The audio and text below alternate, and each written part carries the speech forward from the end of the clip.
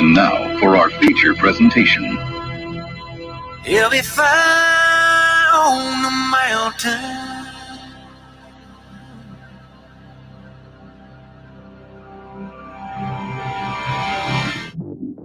JB and Darren on the JB and Goldwater Show. Line drive right field, base hit. South Carolina wins the College World Series. Watson, touchdown. Hunter Renfrow. He got him, and it's all over. Coastal Carolina rules the roost. They win the championship. And South Carolina has won the national championship. The Citadel baseball team has done it again, but this time the Bulldogs beat one of the top teams in the country. They are giant killers. Get the ball to Bennett. He does.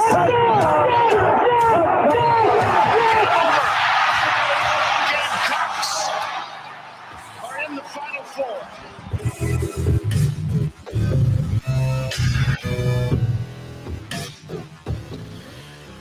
All right, greetings and a good Monday afternoon, and welcome aboard the JB and Goldwater Show, live, loud, and online, and driven by our friends and yours at Stokes Volkswagen. Find them at stokesvw.com. Find us on the JB and Goldwater app. You can download that. It's free in your phone. You can watch and listen to our program daily in its entirety between 12 and 2 o'clock. And by downloading that app into your phone, if you happen to miss something, you can always go back and check us out there as well. You can always head to jbandgoldwatershow.com as well and find us there. And, of course, follow us across all social media platforms at JB and Goldwater, individually at Sports Media JB and at Darren Goldwater. Phone lines are open, 843-321-8893. There's also our text line, so if you've got something to plug in, go ahead and do it. It is a busy, busy day. If you're watching the program to the left of the screen, that is Darren Goldwater, and that's me, JB, on the right. 4 guests will get us through the afternoon. It is PGA Championship week, not just in the low country, but in the state of South Carolina. And Jeff Hartsell will join us around 1:05. A really cool column in the Post and Courier today on the coverage of the PGA Championship, how they'll go about doing so via ESPN and CBS. We're going to talk to him about that and much, much more. We also have Wes Mitchell ahead at 12:30 today, a recruiting report to get to, and it's a unique one for South Carolina. Of course, this weekend, speaking of the Gamecocks, what a weekend it was in the Commonwealth. They left the state of Kentucky awfully clean by bringing their brooms to town. A sweep of the Wildcat baseball program gets the Gamecocks right back in contention to host. So we're going to cover you. We've got a stock report for all of the college baseball programs out there that are knocking on the door of being a top 16 national seed. Skylar Meade, speaking of which, will join us in about 7 minutes. He's the pitching coach for Carolina, so you'll get a firsthand account of what happened up there this weekend. And at 1:35 today, if you are on social media, he's known as Big Game Boomer. And a lot of folks don't know him yet. They're getting to know him, but he has continued to pump out very unique lists that pertain to college football. Darren, rankings of different position groups, rankings of college towns, of food in college towns, loudest atmospheres, all types of stuff. It's that type of conversation that gets you through the summer and into the fall. And we're going to have him today, and maybe for the foreseeable future, as a matter of fact. So what are the loudest ballparks in America, and what are the best college towns? We're going to talk to him about those unique lists that he's put out coming up in hour number 2. A lengthy opening statement, I understand that. I saw you yesterday at Debbie Antonelli's 24 Hours of Nothing But Net. A tremendous experience once again. So greetings and good afternoon, my friend. Yeah, good to see you yesterday. Good to see Debbie just ton it again with all the donations. And I'm psyched to have Big Game coming on with us today because we've been working on this now for a couple of weeks. His posts and thoughts and his lists have fired up social media in a good way. These are the debates that are fun to have, not the like you want to go right at someone else's throat, but it's fun to have. And if we're going to talk college towns, there is no college town better than State College, Pennsylvania. It is not debatable. This is not a question, and we can get into it with him at 1:35. I'm sure there are plenty of people that totally disagree with you. They're wrong, but that's fine. Well, we'll prove you wrong at 135. That's what Darren's here for, so we can prove him and his Washington Nationals loving self very wrong.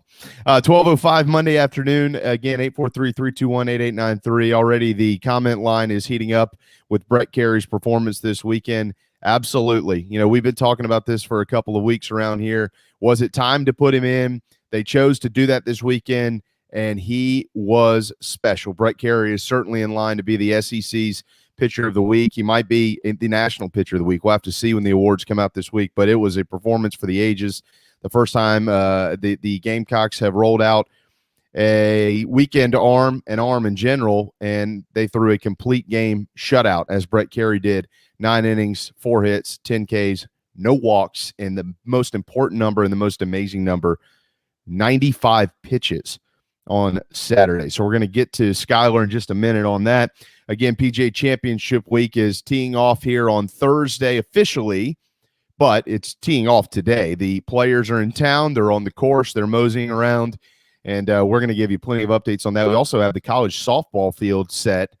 Carolina's not in it, and they're the only SEC team that isn't, which stinks if you're a Gamecocks fan. So we'll get to that here in just a little while as well. Before we go any further, though, I do want to make sure that we recap what happened this weekend with Debbie Antonelli, our dear friend, of course, one of the great analysts in college basketball with ESPN, CBS, Westwood One, Fox, everybody. You know, and I also want to make sure everybody knows you can still donate. If you go to 24hoursnbn.com, every penny will support Special Olympics South Carolina. Yesterday, Debbie finished right around $172,000. Today, it's at $183,000, Darren, and that jumped big time in the last hour because of another friend of the Low Countries, of ours, of everybody's, Mr. Joe Rice. Him and his wife, Lisa, have made a sizable donation once again this year. He's done it all 3 years that this event has been in place. And so by my calculation now, with 85, 125, that's 210, 183. Debbie Antonelli is wow. She's knocking on the door of 400 grand. That's what I was thinking. Yeah, it's got to be not 400 grand door. I was doing math this morning with my daughter. I'm mathed out, but $400,000 or anywhere in that ballpark. She told us last week, right, that she wants to get into the millions conversation. So if you're like at $500,000, you're into that conversation. All of it raised for Special Olympics in the Low Country, and this year expanding out to Special Olympics in a few other states as well. It's just unbelievable. It's unbelievable. She shot 94%. She made 100 free throws an hour for 24 straight hours. Unbelievable. Debbie Antonelli is a hero to many. What a wonderful weekend for Special Olympics South Carolina. So many amazing people involved in that event, and it was a pleasure to be a part of it again. And I'm glad Darren and I could mosey on over there yesterday for the finale. Really cool stuff. So we'll talk to Debbie at some point in time this week and get her thoughts on everything, get it all recapped, no doubt about it. Real quick, let me update you on what happened in the state of South Carolina this weekend. In college baseball, Charleston Southern swept at Radford. They're now 15-26, 15-22 in the Big South. The college also swept at Wilmington, 11-10 in the CAA, 22-21 overall. A lot of work to do. Cougs, of course, going to have to win the conference tournament to jump into the postseason. The Citadel salvaged Game 3 at Mercer, but they're now just 12-35, 4-22 in the Southern Conference. Coastal Carolina this weekend dropped 2 of 3 at Mark Calvey in South Alabama. Former South Carolina pitching coach has USA playing really good baseball. Watch out. They might be dangerous in the postseason. Coastal is now under 500. Strange for a program that won the national championship just 5 seasons ago. Clemson lost the series at Florida State. They didn't lose their hopes of the postseason, obviously, but they didn't help them. But they are now 24-23, 16-17 in the ACC. Florida State had to come back yesterday to win the series, and they did so. Now the Tigers have Duke next weekend to wrap up the regular season. And, of course, South Carolina, 31-18 now, 15-12 in the SEC by virtue of a series sweep in Lexington. Pitching was dominant on Saturday, but the bats, they brought him.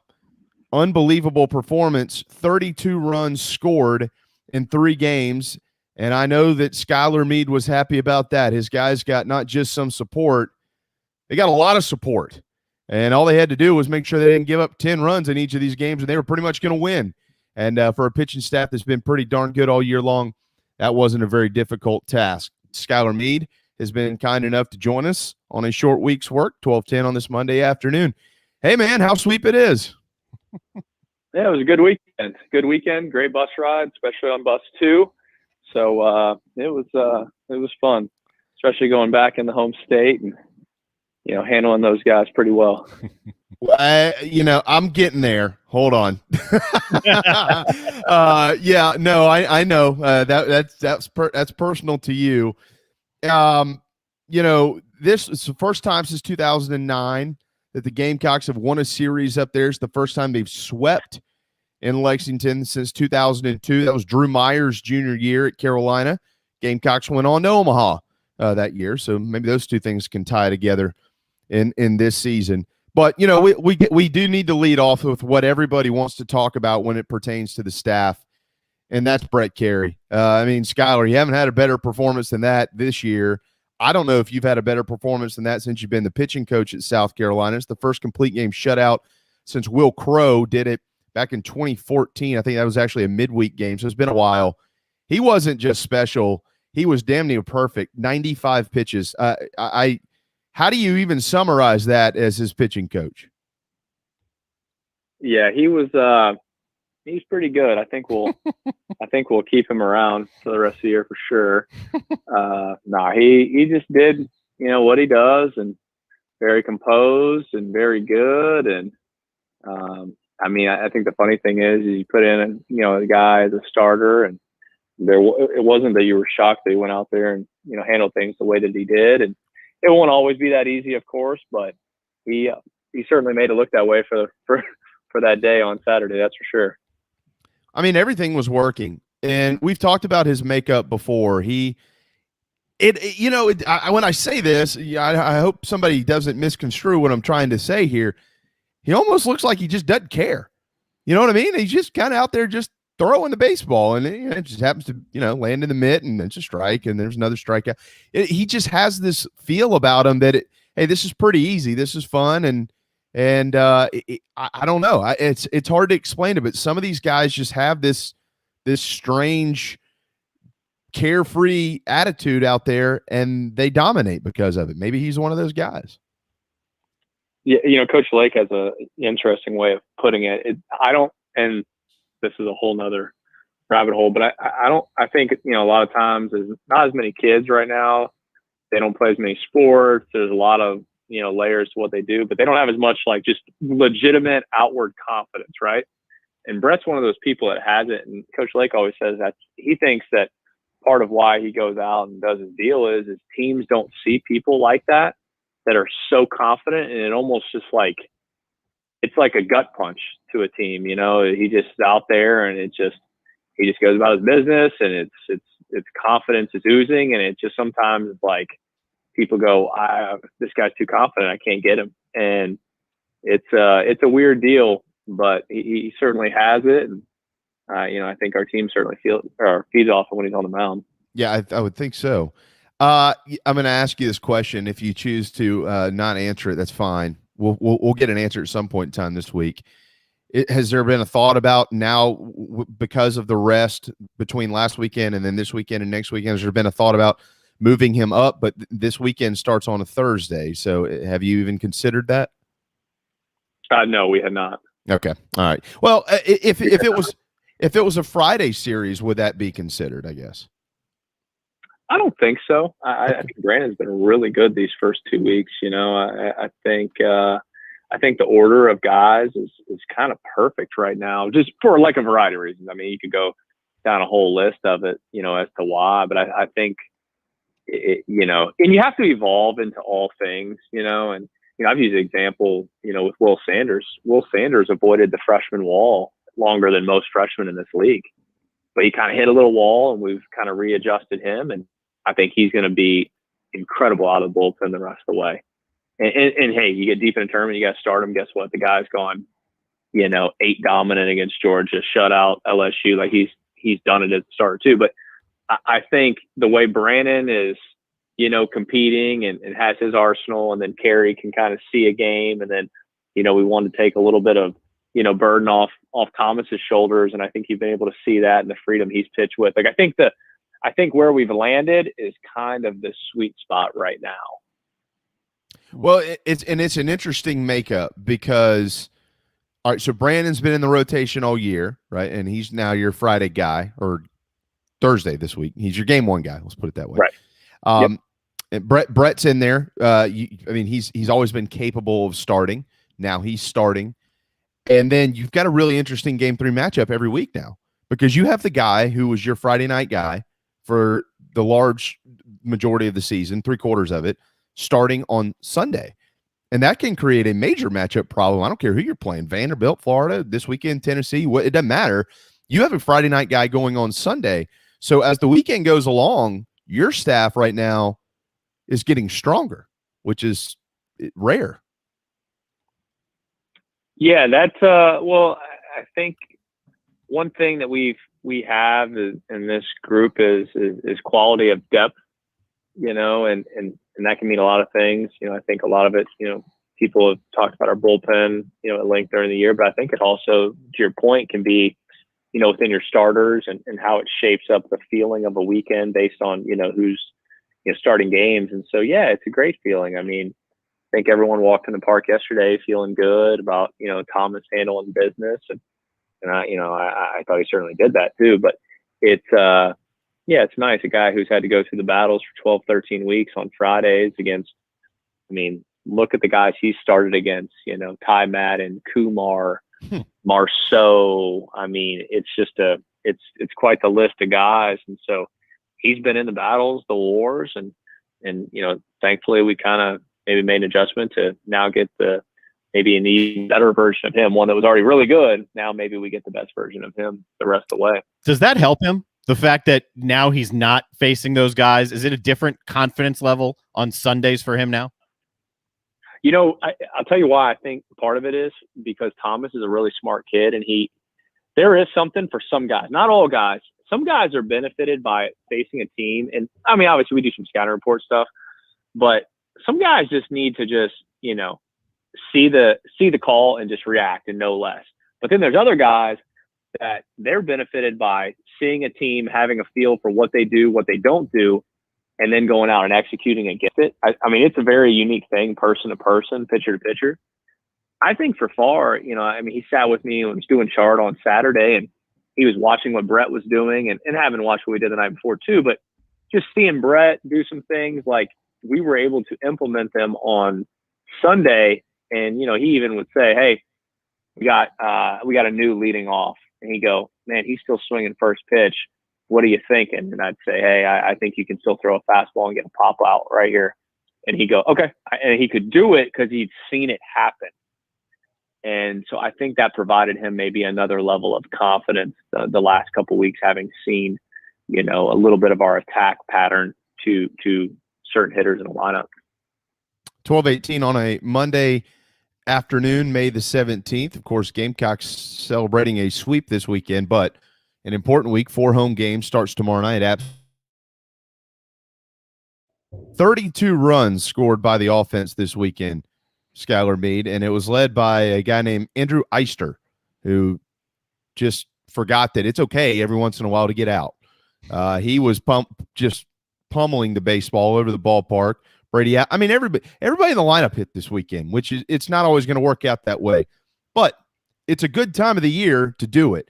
And I know that being on the road at Kentucky isn't necessarily being on the road at Ole Miss or at Mississippi State or Arkansas, but on the road in the SEC is on the road in the SEC, and that's a place that's been 12 years since they've won a series. So people can slice it and dice it all they want to. The fact of the matter is your guys hammered the baseball. What did that do for your staff? This is the first time in a long time. Literally every time you ran a guy out to the mound, you had the lead. What does that do for you?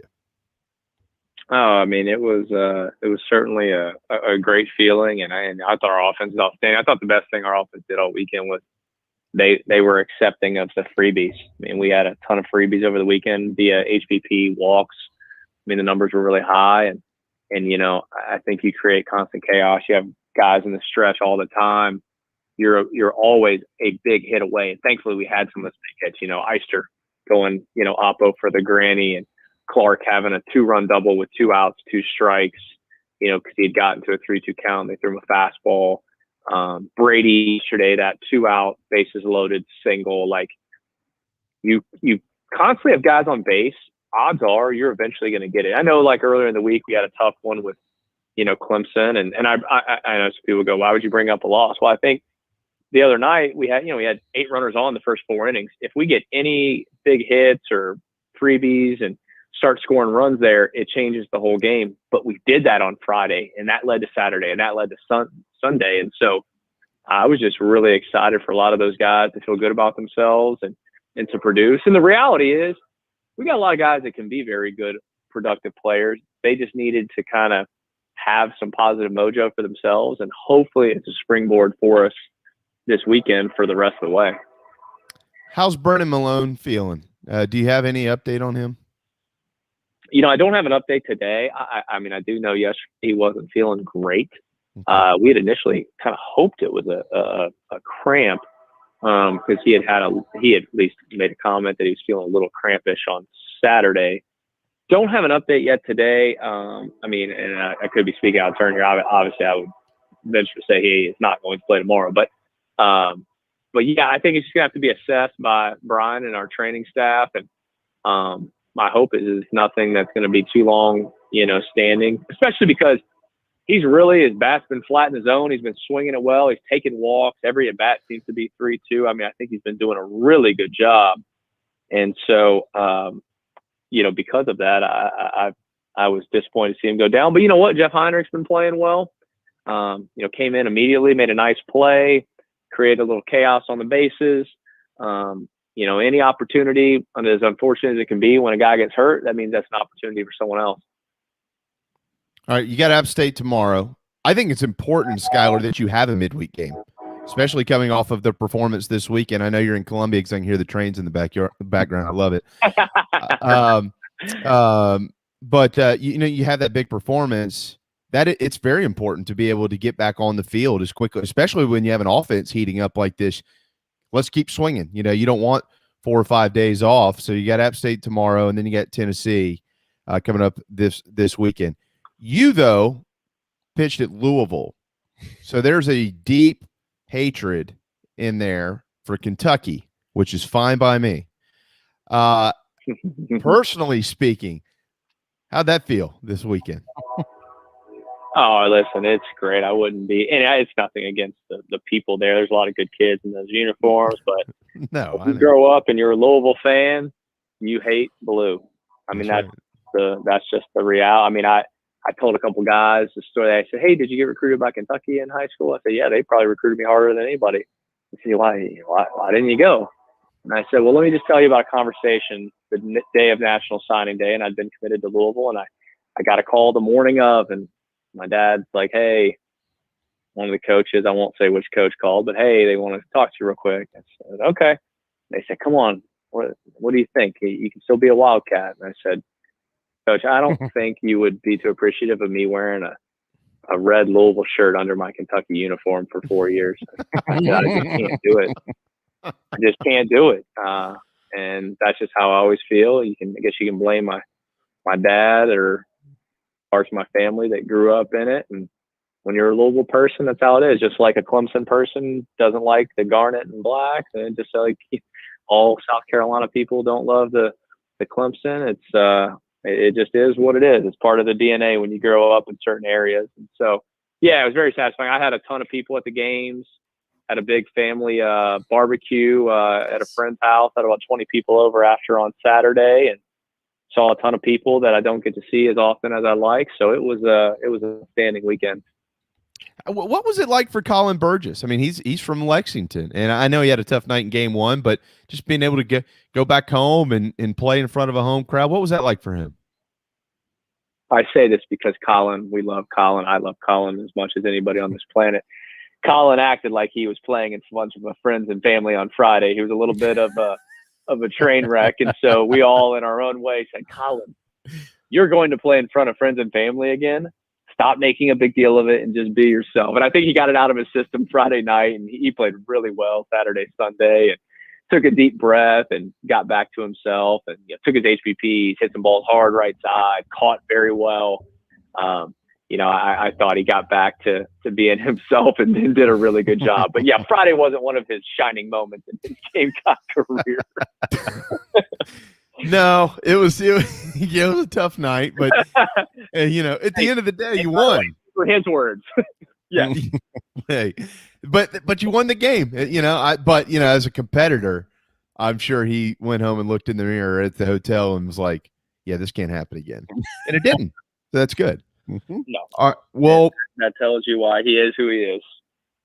Absolutely. And he's handled that staff beautifully all year long, and he's got to do it for a little while longer. I think we all are in agreement that y'all are firmly locked into the tournament, Skylar. And this weekend, if you're able to take down Tennessee with a series win, there's a lot of folks out there that believe that might just do it to cement you as a top 16 national seed and be able to host a regional and maybe a super at Founders Park if it all works out. We know that y'all are focused on App State. I totally understand that, but it is that time of year where we're talking about this, and it's a little different this year because of the top 20 they released on Friday. Do you have a sales pitch? Is there a staff pitch coming out of Columbia from you and Mark and Coach Lake and everybody as to why the Gamecocks deserve a top 16 national seed? Well, I think, and there were some people, some quote talking heads last week that were a little bit bothered. Some would say that we were one of those, but look, we've played the toughest schedule in the country. Anytime that we have generally lost, it's been teams that are top 5 or 10 in the country. I said to you guys before the season started, we're going to play the toughest schedule in the country. And if we do things right, we could be in this position. And I don't think we're not going to hide from that. We're not going to play games with our players. I mean, they kind of know what's going on. And like you said, they know that tomorrow is the biggest game of the year. And after tomorrow, then you'll move on to the next biggest game of the year being Thursday against Tennessee. And so, yeah, we know what's at hand, but look, we also knew what was at hand this weekend, and it allowed us to play really well. So I think it's a blessing that, we were put into a special category, and especially, you look 2 years ago where things were, and the things we tried to do as a staff to get ourselves back into that type of program. Where right now, you're a top.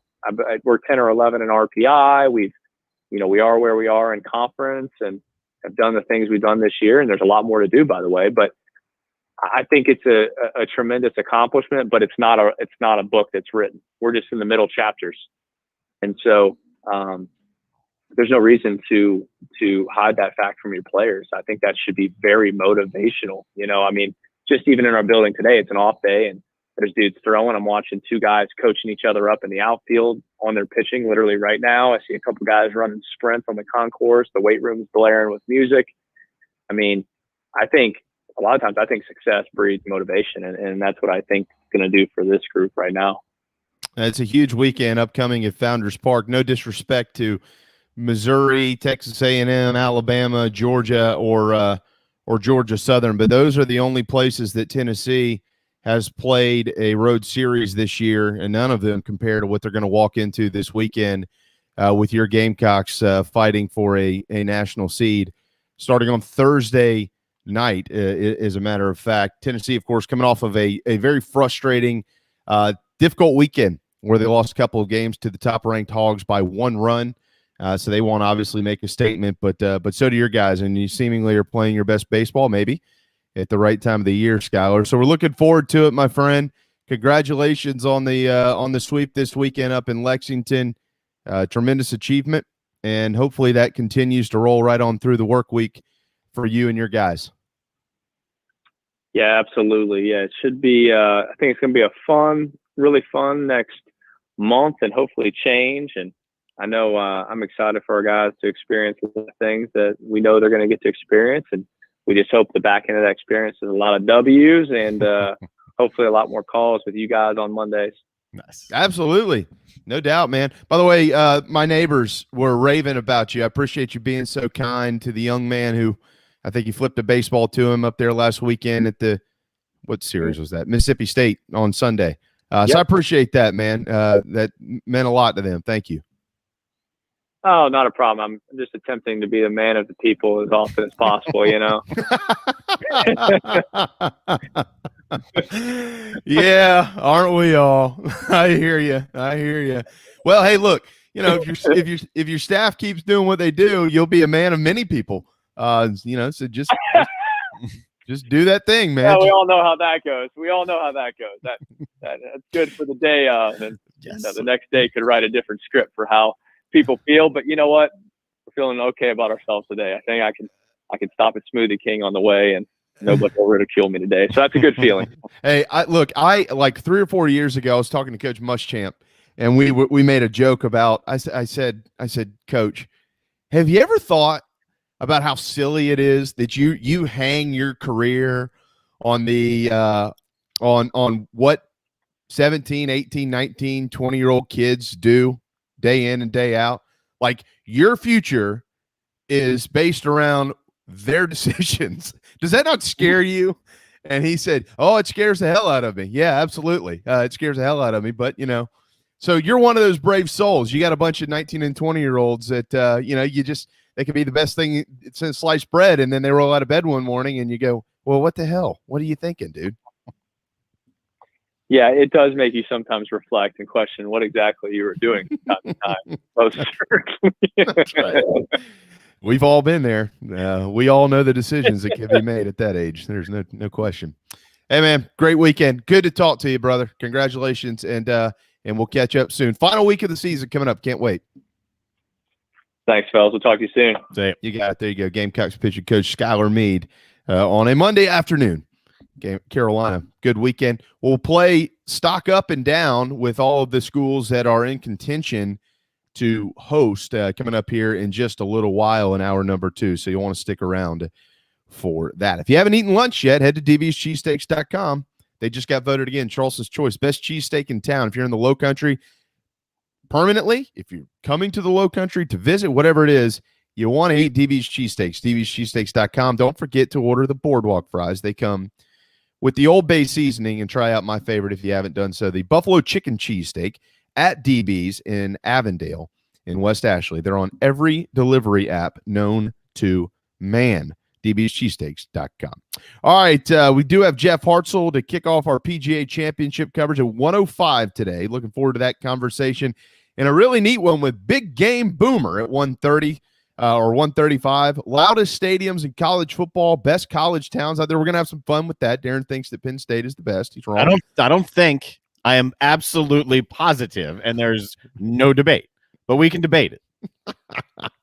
He's right. He doesn't think. But coming up next, speaking of college football, Wes Mitchell with Gamecock Central. Very interesting recruiting conversation. The Gamecocks do have a commitment on the books for the last couple of days, But some interesting names out there who are interested in venturing their way south. We'll tell you about that right here on the JB and Goldwater Show, driven by Stokes Volkswagen. This is Mike Mazzell for Stokes Volkswagen on Ashley Phosphate Road with exciting news. It's springtime and we're playing ball. Most dealerships don't have any inventory, but at Stokes Volkswagen we do. So we're playing ball on every new Volkswagen in stock. Every new Volkswagen available with zero down. Qualified buyers can sign and drive with interest-free financing for 60 months. Remember, Stokes Volkswagen on Ashley Phosphate Road is the fastest, easiest way to sell your car and get the most money for your trade. Plus, we'll take any trade in any condition, paid off or not. Is your credit in a slump? Strike two. If you've got $500 down and you make at least $2,000 per month, our lenders can get you approved. So if you want to strike out, that's okay. But if you want to hit a home run and save on a new Volkswagen, come see us today at Stokes Volkswagen on Ashley Phosphate Road or StokesVW.com. $1,666 per month per $1,000 borrowed for 60 months at 0% APR with zero down. Plus tax tag. Includes $499.50 administration fee. Subject to VCI credit approval. Expires month end. Peace and love at Stokes VW. Wando Power Equipment, the trusted home of Hustler zero-turn residential and commercial mowers. There is nobody more trusted in South Carolina than our friends from Wando Power Equipment. They've been providing elite commercial and residential service for over 30 years. Landscape Services have turned to their selection of Hustler zero-turn mowers like the Raptor. Bigger, stronger, faster, and the most durable Raptor Hustler has ever designed. Located on Daniel Island and online at wandopower.com. Wando Power Equipment, owned by the Price family, the home of Hustler zero-turn mowers, rentals, service, and specializing in family and friendship. Shrimping season's back. That means local caught shrimp. That's right. Local caught shrimp back on the menu at the Dog and Duck. All 3 locations, Bell Hall, Park West, and Clements Ferry Road, now featuring once again local caught hand-breaded shrimp, plus other daily specials like the Game Day Burger every Wednesday, Rib Night on Friday, rotating tabs all the time, and all the TVs you can possibly imagine for whatever you want to watch. The Dog and Duck in Bell Hall, Park West, and on Clements Ferry Road. Hey everybody, what's going on? This is singer-songwriter Patrick Davis, and I might live in Nashville, but whenever I want to keep up with the South Carolina Gamecocks or even the Clemson Tigers, I can still tune in to JB and Goldwater because they are always live, loud, and online. And I sing hallelujah. I do believe it's happening. We're almost 12:35 Monday afternoon. PGA Championship week in the Low Country of South Carolina. Darren and I yesterday were at Debbie Antonelli's 24 Hours of Nothing But Net. Got to spend some time with our old buddy Rob Fowler and started talking forecast with him, Darren, and it's a good one. He said, by the way, we should have our first maybe 90-degree day around here on Sunday, but out at Kiowa, more like 83, 84. But no rain in the forecast and a little breezy out there this weekend. So do have more on that coming up with Jeff Hartsell at 105. This guy's not a meteorologist at all. It's Wes Mitchell with Gamecock Central. Hey, man. Hey, what's up, guys? You're not a meteorologist, right? I want to make sure. I am not at all. Right. Yeah. I can read weather.com, though, so that's something, I guess. We've covered enough sports, all of us, that we're all like mini meteorologists. That is true. Yeah. Yes. Especially if you are a baseball lover. All baseball coaches have a unique sense of weather about them. All of them. They do. Speaking of baseball, has anybody seen the NL East standings? Is anyone aware of who is last in the division right now? So here's the good news, because there is very good news. Number one, the team that's in last, they're tied for last, has also won 2 straight games. And number two, nobody in the wants to win it. So they're only 4 games back, which is the closest any division is. They're right in the mix of everything and playing maybe better than anybody else in the division right now. So there. Okay. Struck a nerve already, I think. I know he didn't get a lot of sleep last night. Penn State's the greatest thing since sliced bread. The Washington Nationals are going to win the league. It's a great show so far. We've gotten the Nationals in. We've gotten State College and Penn State in. It's great. It's like we're back home. All right, Mr. Hatless Wes. I've joined you in the No Hat Club today. It's PJ Championship week. Had to go with the Under Armour polo. So no hat with this. There's some interesting stuff going on with South Carolina football right now on the recruiting front. So let's start with the commitment. They lost a commitment last week in Anthony Rose, but Kewan Banks pledged to the Gamecocks on Friday. I don't know much about him. Assess Kewan Banks for us. Yeah, Florida DB, your classic Florida athlete. I think this is a kid that I would say is versatile, both from a position standpoint. Could play corner, could play nickel, could play safety. Some of the different sites have him as a corner, some have him as a safety. Rivals has him as a cornerback. I wouldn't be surprised if maybe he ends up being a nickel type kid, just if you look at his size. And like I said, versatile guy. He plays basketball. He runs track. 3.8 GPA. Really just an all around kid. We actually. Chris Clark talked to his coach for one of our little coach speak features we do on most of the committed kids. And he said, look, this kid just has it all as far as being an asset to our community, is very involved in that. Mentioned how he's kind of had a plan from day one to be able to put himself in a position to use football to go to college, and has been able to do that. He's a 3-star guy. That's probably about right if you look at the on-field ability here. I think it's a solid pickup. Not a guy that you're going to say, is an immediate, just like 5-star come in and start right away guy. But another type of player and person that you kind of want to build your roster with, and a nice pickup for South Carolina, especially having lost, Anthony Rose was a Florida DB last week as well. And I think you look at Torian Gray, there's been some nice inroads that I think he's got in Florida that South Carolina is trying to take advantage of. Is there a chance that Rose is he still considering South Carolina, first of all? Yeah, I think he's still considering them. Okay. Generally those things don't work out like that. Once a kid decommits and it seems like if that happens, it's maybe a local guy sometimes will maybe get ahead of himself and commit, then he decommits and takes a step back, but then he ends up back with the school where maybe everybody always thought he was going to end up. With Rose, the commitment was a little bit out of nowhere in the first place. He hadn't visited campus at the time. I think you track it. We'll see what happens if they get him on campus this summer. Maybe it flips back. But right now, I don't know if I would be predicting or projecting that. And I think, we spent a ton of time, probably this time last year, talking about how kids that committed places without actually seeing them in person, there's probably going to be a lot of decommitments for kids that fit that. Well, at the time, we didn't anticipate that this dead period would go for the entirety of that recruiting cycle. So now I'm wondering if maybe that thought process just sort of gets shifted forward. Here we are 15 months since the dead period began, or at least it will be when June 1 hits and these kids can visit again. So you kind of wonder if there's going to be a little bit of a shift as these prospects actually get to see multiple campuses, meet coaches in person, and actually go through the real recruiting process. Well, the recruiting process has taken South Carolina into the Northeast a little bit more than we're at least accustomed to or have been for the last little while. Recently, now I might butcher this guy's name, so correct me if I do, but is it Tamiwa Durajai? Is that how you say that? I was hoping you wouldn't ask me how to say that. Well, let's just that's as good a guess as any. And he's a teammate of Braden Davis, the 4-star quarterback that's committed. So it makes sense there. And I think for one, you give some credit to Pete Limbo. He's been very active in the Northeast. Recruiting is about building relationships, and it's not just building relationships with kids.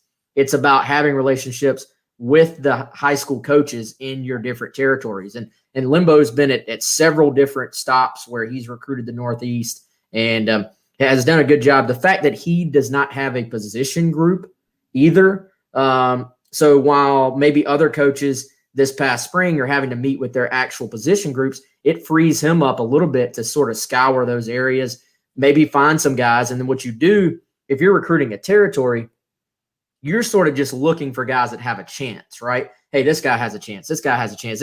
So, for example, if you find a wide receiver, you're like, hey, that guy looks pretty good. Then you're going to take him. You're going to take him to Justin Stepp and say, hey, this guy caught my eye. Why don't you do a more thorough evaluation? Tell me what you think. And then the position coach is going to be like, wow, you're right. I like him. Or be like, let's keep an eye on him, but let's not offer him yet. So there's sort of a process there. And Limbo's done a really good job in the Northeast. And then, I think with Beamer having his ties to Virginia, there are going to be some guys in sort of that greater Richmond area, Virginia as a whole, going up to like the whole DMV area. When you kind of have Beamer's connections in the greater Richmond area, then you sort of have this whole DMV pipeline that South Carolina started to build. When you look at Marshawn Lloyd, who gets so much respect from the kids up there, then they go get Debo Williams. Now they go get a big-time quarterback in Braden Davis.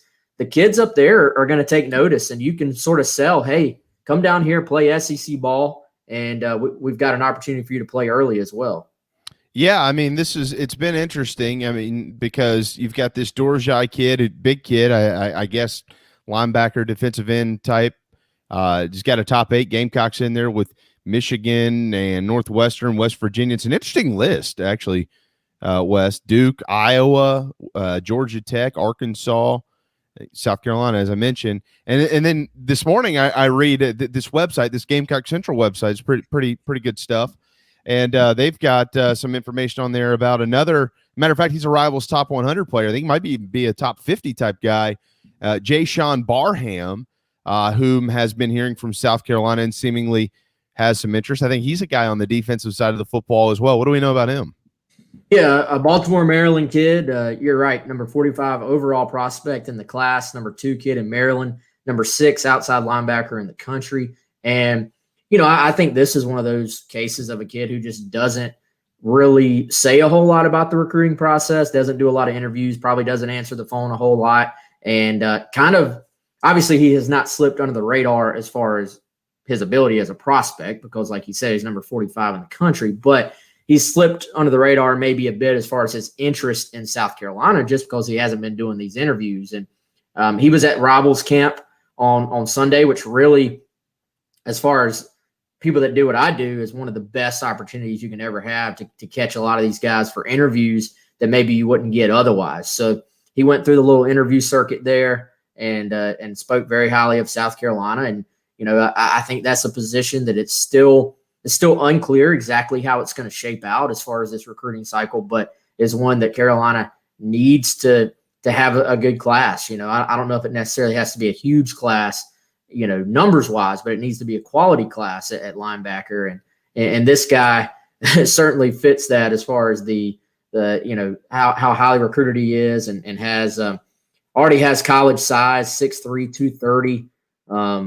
Very, very, I would say, intense battle. If you look, Florida involved, Penn State involved, but again, the Marshawn Lloyd connection here is paying dividends for South Carolina, even though Marshawn hasn't even stepped foot on the field yet for a game. This kid has been one of the more influential players for South Carolina the last couple of years. I think you mentioned last week about Braden Davis. I'm just circling back to this, about his commitment helping the Gamecocks, because he will also be a recruiter for the Gamecocks and for other guys to join him. He retweeted one of these guys' tweets, keeping the Gamecocks in there. How valuable right now is Braden Davis on the recruiting trail? Yeah, I think you always want your quarterback to sort of take the lead in that. And to this point, until Braden Davis committed, South Carolina didn't have that. They didn't have a quarterback in this class. And, most schools are going to take a quarterback every single cycle. So you need to check that box in each recruiting class. And it's for the on the field reasons, and it's for the off the field reasons. The perception, the fact you're going to have a guy working other kids. Braden Davis will be on campus several times in June. Now, that's partially so he can take a more in-depth look at the program himself, but he'll be in when other prospects are in. So I think it's very helpful. You have a very well-spoken kid, a kid that communicates his thoughts very well. That's I think important as far as this goes. And, a lot of the kids up there know who he is. He is a kid that has been highly recruited, has been well known up there. So that helps too. And I think if you're South Carolina now, you want to get him down, get him on campus, and you want to strategically make it happen when some of your other guys are on campus as well, so that they can start building those bonds. Speaking of Braden Davis, speaking with Wes Mitchell of Gamecock Central, Josh Helmholt, who works for Rivals.com, covering that New Jersey camp this weekend.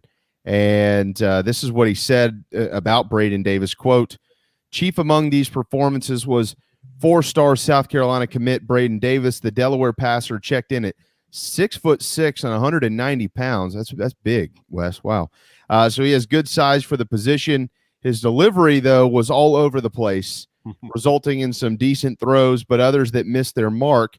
Davis will need to tighten up his throwing mechanics, quicken his delivery, and develop a repeatable motion before he is ready to take over a college offense, end quote. Again, that is from Josh Helmholt, who was covering this event in New Jersey. Was there anything that stood out to you in those comments, or have you been aware of maybe some of the deficiencies in Braden Davis? He is, after all, just a high school quarterback. Yeah, I think that stuff like that is extremely common unless you're talking about your just absolute elite, 5-star top 2 or 3 guys in the class. And I think you have each class, there's maybe a guy or two, sometimes less, sometimes a couple more that are almost considered no-brainers. And even your no-brainers, have like a 50% bust rate at this position, it seems. So, I think Braden Davis has always sort of been a high upside guy. He's a little bit inexperienced at this point in his career. He's still learning. He is still, I would say, it sounds like from what Josh was saying there, the consistency of his delivery is something he is still trying to clean up, I believe, would probably be fair to say, at least as far as the performance on Sunday. So, I don't think that's a surprise there. I think you're always – so some guys that are sort of below that elite level, you would say, okay, they're kind of already what they are. Maybe there's a deficiency here or there, and you don't necessarily think there's much chance that they're going to get better. I think with Braden Davis, he's sort of in that category of great athlete, plenty of upside there, can physically go make all the throws. Very sharp kid, as we said, committed to getting better, but he is still working on the repeatable part of that motion. And he's been working with a private quarterback coach, trying to sort of solidify some of those things that you're talking about there. And, I think sometimes at these camps, a kid can just have a bad day too. So I'll be curious. I know Braden's going to be down in June. He's going to throw at South Carolina's camp. Assuming we're able to go, which we always have been in the past, I'm hoping there's no protocols in where we can't go. Assuming we're going to be able to go there, I look forward to watching him throw there as well. But if you watch some of the videos of him online, we posted an Elite 11 video of him on our YouTube page. He can make the throws, and when the release is there, I mean, the ball comes out very nicely, really, really good spiral. But obviously, he's a guy who's still working to get to the upside, that's sort of been presented there. 12:51 Monday afternoon. Kind of wrap up here, Wes. As far as the actual current team and what these guys are doing, I do know that Coach Beamer had encouraged his staff to take some time off and go spend time with their families. Some of those families weren't even in town yet. I know a lot of the players had left campus to go back and see their families for some amount of time. But I'm understanding that a lot of these kids are already back on campus. Many actually didn't even leave. It looks like the coaches are pretty much all getting back into place as well and really gearing up for this camp circuit that's going to start in June. So what does the next couple of weeks look like in the Gamecock football program? Yeah, if you're coaches, if you're players, you had to take some time off. Like you can't, as much as, we want to say, well, they should never take time off. Some people, I feel like, forget they're human beings. It's gonna be a stretch here, y'all. Like when Beamer says we want guys on campus every single day in June, that may be close to happening. Like if you really break down that entire month, there will be very few days that there's not some prospect that's on their campus. So, I think you look at that, you had to take some time off. Now, I've heard May 25th, give or take, is when the newcomers who did not go through spring practice will start arriving on campus. So some of them maybe a day or two before that, some of them a day or two after. So you can sort of circle that next week. There's about, I think it's 10 signees, newcomer guys that will be a part of this upcoming freshman class that are not on campus yet. Most of them will get in next week or a little bit after that. June 1 is when that sort of summer session starts. So that means the players will be starting their summer workouts. There's probably an acclimation period or something in there right at the beginning, but around that day is when you start gearing up for summer workouts. For coaches, that weekend, whatever June 1st is, that's sort of the latter part of that week going into that weekend is when the camp stuff will start. They'll have official visitors in every weekend, plus some midweeks. There's 10 camp days involved there. You have youth camps going on as well. So, and you probably have some guys that are actually starting the advanced scout for the season for your opponents. A lot of times you'll do a scout leading into a game, but you'll have an advanced scout. Now that's maybe grad assistants and analysts and stuff like that are doing that. But all that stuff will be taking place early this summer. So it'll be a crazy June. July, it maybe lets up just a little bit, but you're really getting prepared for August, which, of course, then you're starting preseason camp. So for all intents and purposes, if you are if you're a football player or a football coach at South Carolina, your preseason is about to begin for all intents and purposes. Now, will Gamecock Central be covering any of this? I'm just kidding. I mean, hopefully we're covering it in person. You know, that's something I really missed last year is not being able to go to the camps. Like we actually we were kind of proud of the fact Gamecock Central had somebody at every single camp of the entire Will Muschamp era. So and the first summer was before they put in the rules about how many you could have, and there were 26 camp days that summer.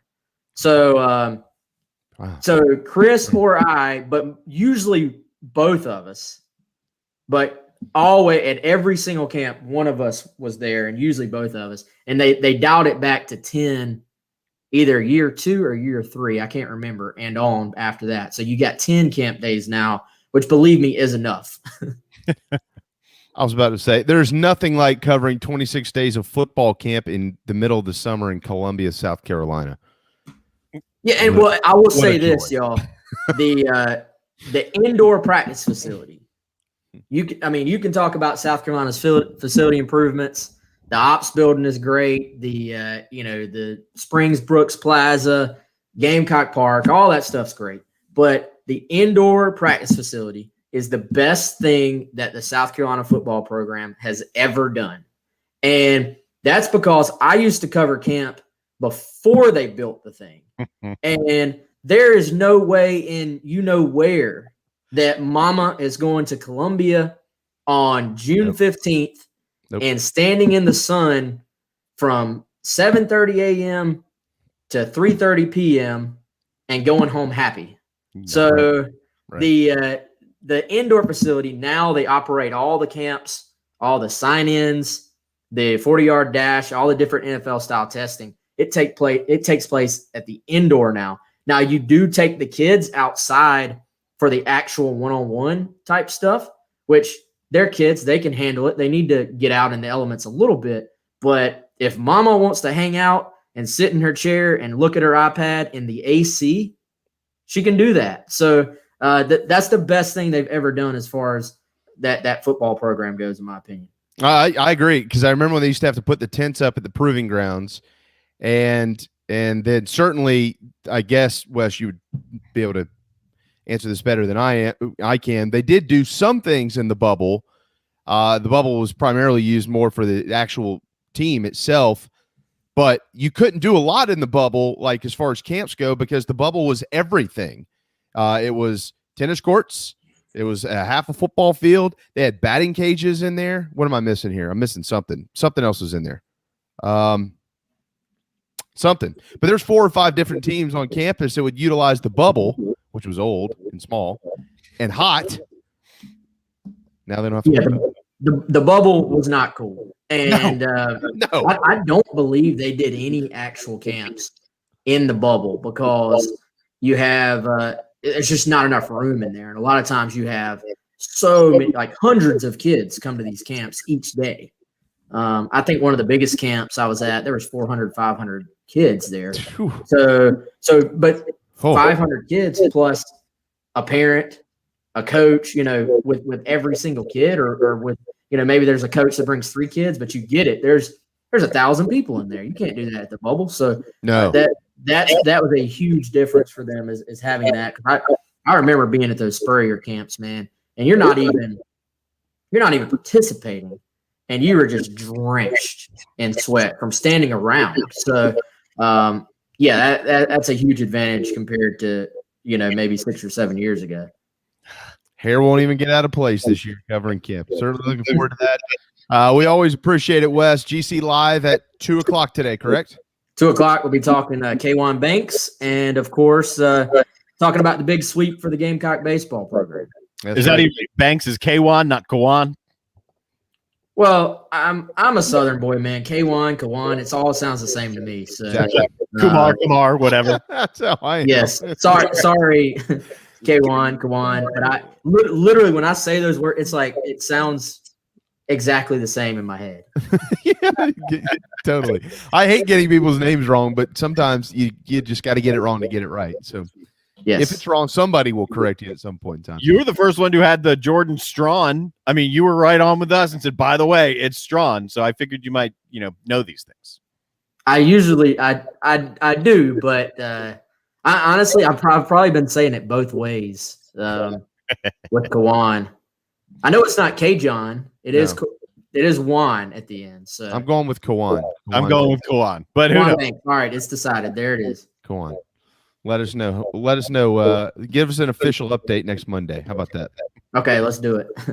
Hey, brother, looking forward to it. Have a great week. Really good report today. Thank you so much. GamecockCentral.com for more. We'll talk to you soon, brother. All right, thanks, guys. You have a good one. Yes, sir. Wes Mitchell on Twitter at Wes Mitchell GC. Time for a timeout. When we return, Jeff Hartsell leads off this week's PGA Championship coverage right here on the JB and Goldwater Show, driven by Stokes Volkswagen. Mike Morgan here for Gamecock Traditions. Baseball is going strong. You'll want to look sharp when you cheer on your Gamecocks. Under Armour, New Era, sideline hats, all with interlocking SC Baseball logo. 18 styles of $10 tees exclusively at Gamecock Traditions. Get on that email list by going to the bottom of the page, enter your email, and always be the first to know about new items as they arrive. You can also add a little Gamecock flair with house signs, garden flags, interior and yard decorations, only at one place, Gamecock Traditions. At Patriots Point Naval and Maritime Museum, families walk in the footsteps of our nation's heroes, the brave ones who risk their lives to defend our way of life. Home to the aircraft carrier USS Yorktown, USS Laffey, and the USS Clamagore, there's more than 1 million square feet of exhibit space to roam. White Glove certified, we have several new health safety measures in place to enhance the visitor experience. Come for the day and leave feeling inspired. One of the most impressive museums in the country, located right here in Mount Pleasant. Visit patriotspoint.org for more. We'll see you soon. Bourbon and whiskey drinkers of Charleston.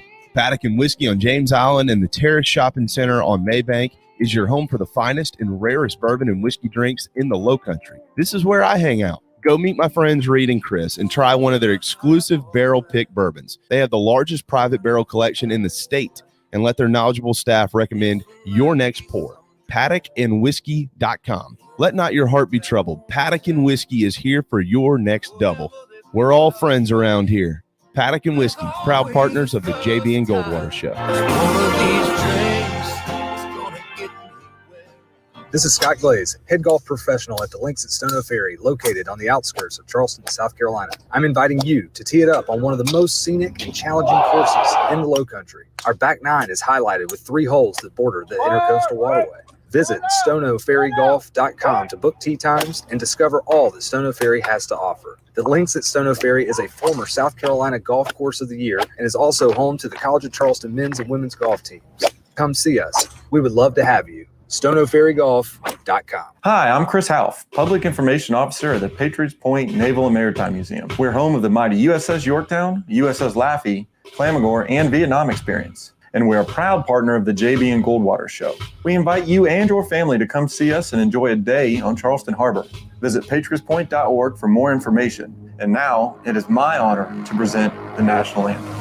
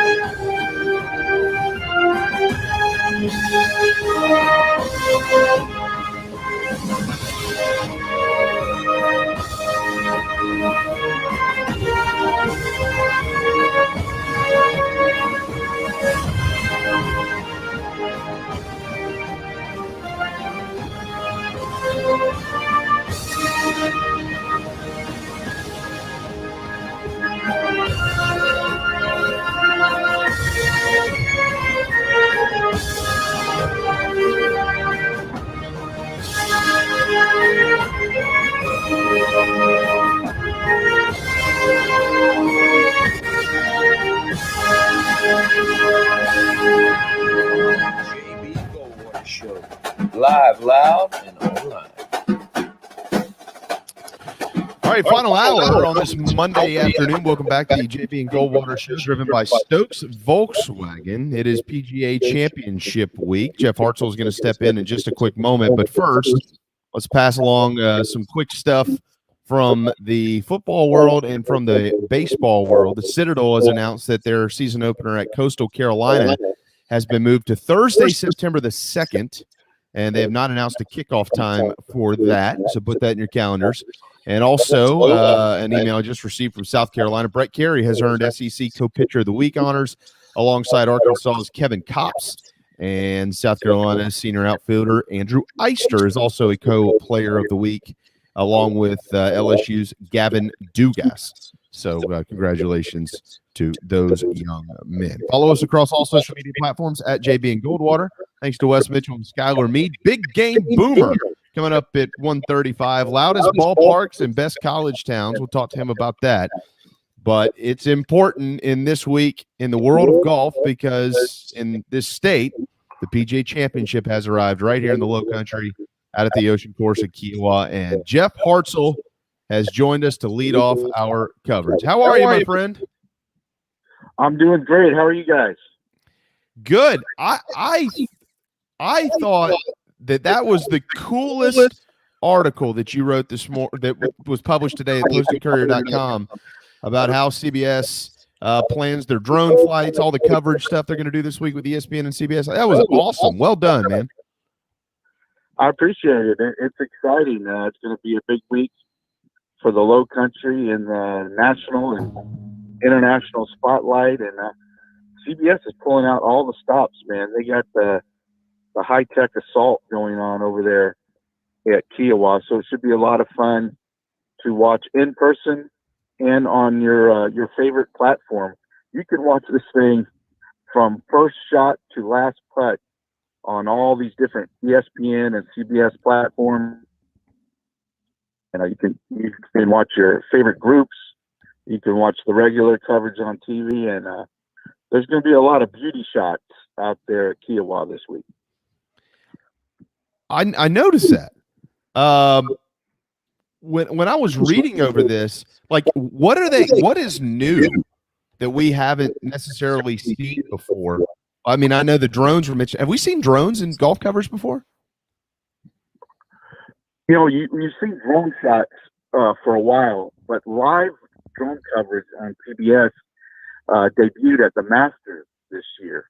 So that was the first time that you see live drone coverage during the tournament. You know, in the past, they would use drones to get beauty shots to intersperse in the coverage, but now you have live drone coverage, and they seem to be really excited about this bunker cam on number 17. Folks might be familiar with the 17th hole at Kiowa, the long par 3 over water, where Mark Calcavecchia had his meltdown in the 1991 Ryder Cup. Well, they've got some bunker cams in the lips there at 17. They're going to capture the action. Those bunkers, you get a lot of action because you're either in the bunker or you're in the water. So at 17. So yeah, it's going to be a lot of fun. And also this 4D replay that they've got going on is kind of a 300, or I think it's 270 degree look at the players on the tee box at number 15. So yeah, it's a high-tech revolution. Oh, it is. And coverage begins at 10 a.m. on Thursday at Sports Center from the PGA Championship. And that's what I loved about this. I didn't even realize all of this. I guess maybe I just haven't been reading our press releases, Darren. But thanks to the reporting of Jeff Hartsell, I'm now smarter because I didn't read all that. 1 o'clock is when actual coverage officially begins, like full coverage on ESPN on Thursday. Streaming starts at 7, so you can watch pretty much everything. Yeah, no, I meant like network TV. Yeah. Because generally that's like 2 or 3 o'clock in the afternoon, but it's 1 o'clock. And that's every day. That goes through the weekend with CBS. Were you on any of the calls with the talent, Jeff, last week? Yes. I've talked to Curtis Strange, Andy North, Scott Van Pelt, Jim Nance, Nick Faldo, Dottie Pepper, all last week. So yeah, and they're all great people, and they're willing to give of their time and give you whatever you need. And it's been a lot of fun talking to these guys, getting ready for the PGA. What were they saying about the Ocean Course? I'm sure many of them, I mean, they've all been here, but what were their comments like, and what was their outlook on this week? Well, it's interesting. Curtis Strange has actually played at the Ocean Course in tournaments like the Senior PGA and things like that. And his thing is, it's not as difficult as the hype would lead you to believe, unless the wind's blowing, and then it gets crazy. So Andy North has actually never played there, believe it or not even casually. And who else was? Oh, Nick Faldo, of course. He was in the Ryder Cup in 1991, and he's one of the guys that thinks it's a beast of a course. So you have a lot of opinions. But Pete Dye, the famed architect of the Ocean Course, his thing is visually intimidating and yet still playable at some level. And that's what he accomplished at the Ocean Course, with the X factor, of course, being the wind. If the wind blows, like it did on Saturday in 2012, when I think the average score was about 78. So if that happens, all bets are off. But it looks like a perfect week of weather. It's always breezy out there, but when breezy turns into windy, that's when it will get fun.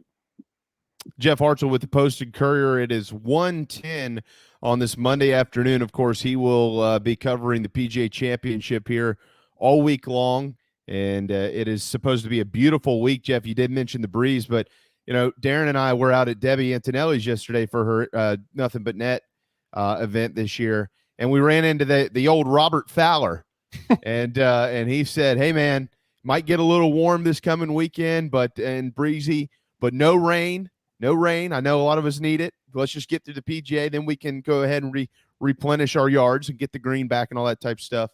But no rain. Now, as it pertains to the players, obviously, we can sit here and talk favorites and things like that. I mean, Rory won it. He just won recently up in at Quail Hollow. I think it was Quail Hollow, right? Yep. And so he's going to be a guy. Keep your eyes on Jordan Spieth and things like that. But how much of or what do you hear from the players about the Ocean Course? Anything, how it's different from maybe before, what they look forward to the most about this trip down here, even something off the course. I mean, have they mentioned places that they like to kind of hang around throughout the week and stuff like that? I mean, is there anything that's caught your attention? Well, what I find interesting is that, the PGA was here in 2012. That was 9 years ago. There's a whole generation of new stars who don't know anything really about the Ocean Course until they get here, other than what they've heard through the grapevine. So that's why you had Colin Maracawa, who won last year in San Francisco just 8 months ago. And he came out to Kiowa on Media Day and made sure he got in 18 to find out what it's all about up there. And as you guys mentioned on your show a couple of weeks ago, some caddies have been coming out early to walk the course and to learn as much as they can about the Ocean Course. Of course, Rory was just, 23 or something like that when he blew away the field in 2012. So experience there is not a must, but I think you need to learn as much as you can about how it plays in the wind and things like that. I think Justin Thomas is a name to watch. He can really work his ball both ways. He can flight it down. He can hit it high, whatever you need. I think he's a name to watch. And then you mentioned Rory and Jordan Spieth have found their games just in time for this PGA. And Jordan is going for the career Grand Slam. Yeah. So that's a big storyline this week as well. Have they mentioned the goal in terms of how they want the course to play? Because if it's not going to rain and if the winds pick up and if it is going to be hot and sunny, this thing can be a roller coaster out there. Well, are they, I guess, number one, have they been public in how they want the course to play? And then number two, the plans in order to get the course the way they want it throughout the week. Keep it that way. I think tough but fair is kind of the reputation of the PGA as opposed to the U.S. Open, which always is quote unquote the toughest test in golf. So yeah, but it's playing at 7,876 yards, which is the longest in PGA history. And that's almost 8,000 yards, guys. I mean, that's a long, tough course. And one thing I find interesting is not many of the experts that I talked to last week thought much of Bryson DeChambeau's chances at the Ocean course. Andy North was like, well, when you hit the ball and it's in the air for 9 seconds, the wind is going to get it. So it'll be interesting to see how Bryson tries to tackle this course. You know, it didn't fare very well at Augusta in the most recent Masters. And will his game suit the Ocean course at all? I think a lot of people have their doubts about that. I think that's a brilliant comment there. I mean, because you would think, as you mentioned, okay, you're talking about almost 8,000 yards that they're going to play through here. Well, the big hitters, right? Yeah, the big hitters are going to have some type of advantage. But 8,000 yards on the coast of South Carolina is a little bit different.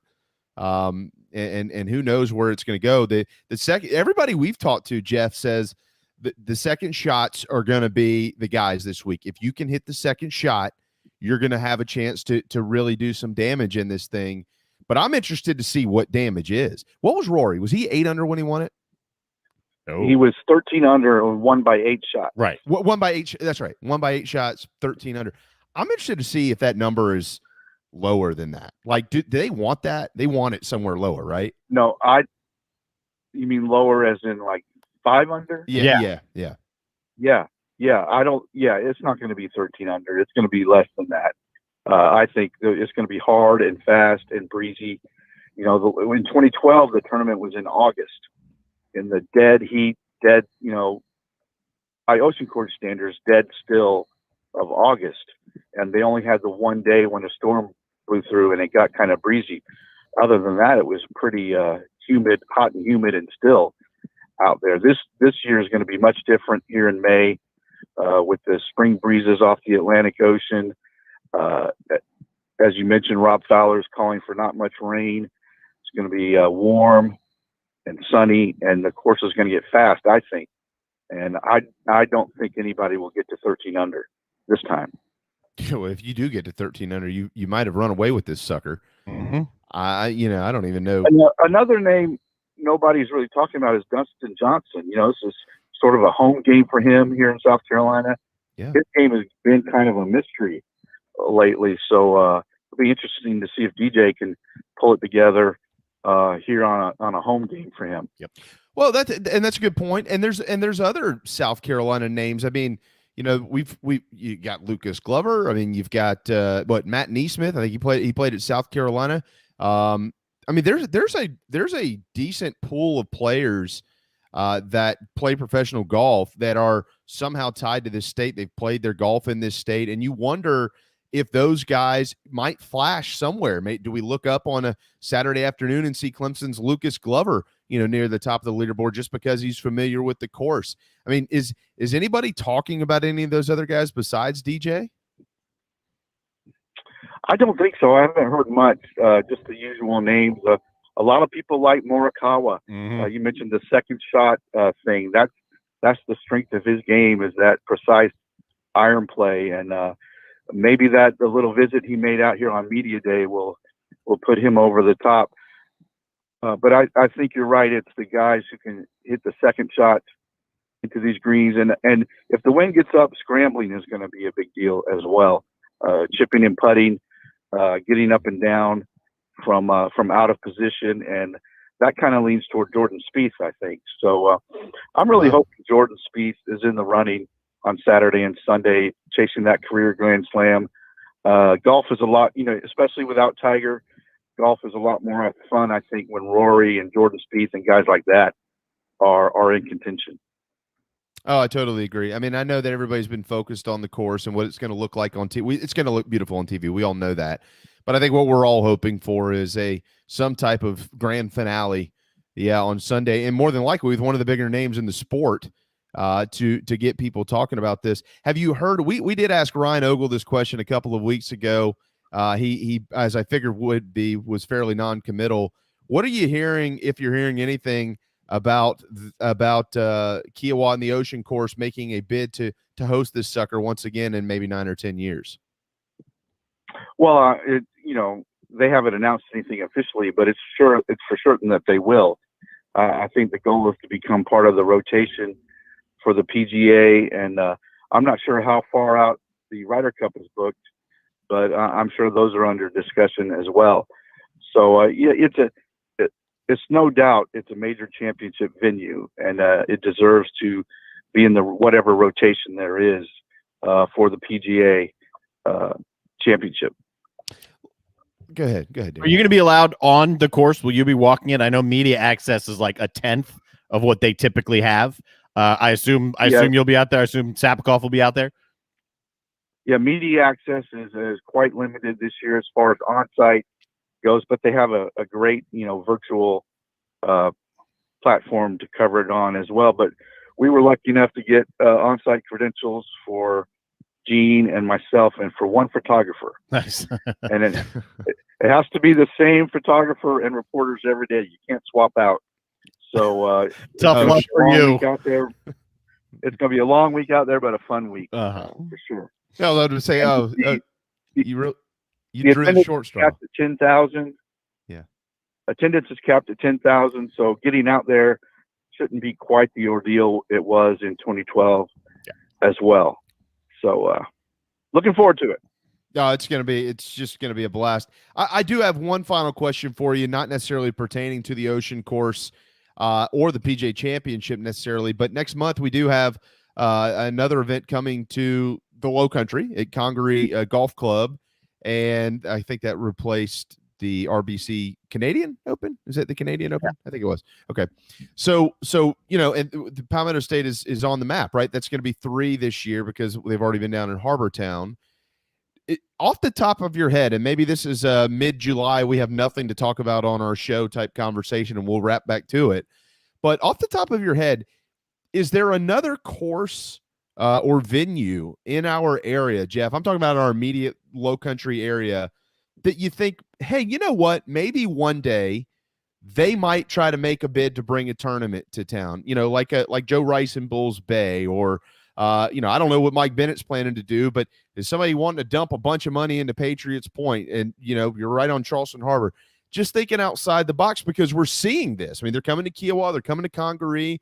Is there any place that has maybe the potential, or have you even thought about that? I haven't really thought about it, but the Country Club of Charleston hosted the U.S. Women's Open a couple years ago, so they could be on the radar for another major championship. But I'm sure there's several courses in South Carolina that are, professional golf tournament worthy, and maybe Congaree will start showing up more often. I think I've been down there. I think there was remember Shell's Wonderful World of Golf? Yeah. Ernie Els played somebody, and I think it was at Congaree back in the day. I can't remember who he played against. Might have been David Duval. I can't remember. But that was early on in the course's history. And, of course, the main story with that course is all the great I can't even say the word, philanthropic. Yes, philanthropic. They do. The members are not called members. They're called ambassadors. Oh. And they do a lot of great work down in the Ridgeland, Hilton Head, Beaufort area. So, you'll be hearing a lot more about that as the tournament at Congaree gets closer. I didn't know that. That'll be a fun one for you to make the daily drive to in Ridgeland, South Carolina. All right. Well, hey, look, man, we wish we could be in your shoes, but we can't. So we'll just have to live through your eyes. Take good pictures out there. Have your photographer take good photos at Kiowa. It's going to be a brilliant week. The weather is going to cooperate. We're so excited about that, and excited for you to be on the course pretty much every day. Jeff Hartsell with the Post and Courier. Really looking forward to the coverage. Great. Anybody that hasn't read this, if you want to know how you're going to be able to truly see what's happening this weekend, head to thepostandcourier.com and read Jeff's column at PGA Championship. CBS plans drone flights and bunker cams to cover Ocean Course. It is a fantastic read. And we really appreciate it, brother. I appreciate you guys. See you, man. Have a good week. You too. Yes, sir. There you go, Jeff Hartsell with the Poster Current. I'm telling you, I learned so much reading that. I was like, how do you even do all this stuff?